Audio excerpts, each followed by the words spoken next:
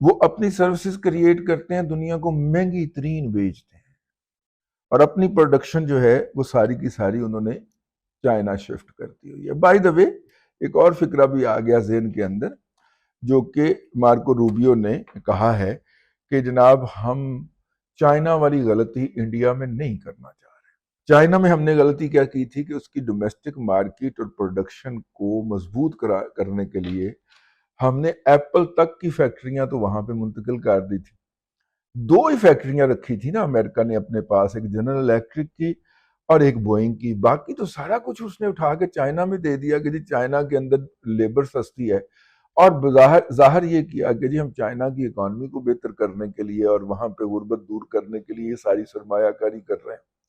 Basically تو انہوں نے اپنا دیکھا کہ کام نہ کرنا پائے، تو بعد میں پتہ چلا کہ چائنا جو ہے نا اس نے اس کو موقع غنیمت جانا اور مطلب کئی شہر بسائے چائنا نے امریکن کمپنیوں کو ہاؤس کرنے کے لیے، مطلب 50,000 گھروں کے شہر بسائے کہ یہاں پہ یہ لیبر رہے گی، یا اب یہاں پہ زمین لیجیے، فیکٹری لگائیے، یہ ٹرینیں تک چلائیں جناب وہاں پہ۔ یہ ٹرین چلے گی جو رہائش گاہ سے لے کے فیکٹری تک بندوں کو لے کے آئے گی، یہ سارا کچھ امریکن چائنیز حکومت نے انویسٹ کر کے دیا۔ ٹیکنالوجی چوری کرنا تو اس کا حق بنتا تھا نا جی۔ ٹھیک ہے، شاؤمی کے اندر اب ایپل کی ٹیکنالوجی اگر آپ کو مل رہی ہے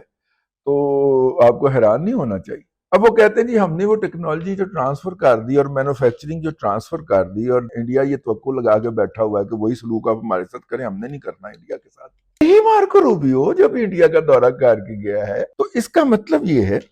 کہ امریکہ الٹیمیٹلی اپنے زوال کی طرف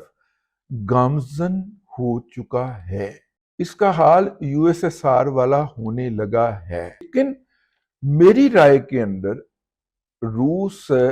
والا حشر جو ہے وہ امریکہ کا ہونے لگا ہے، اور امریکہ اس کو اوائڈ کرنے کی کوشش کر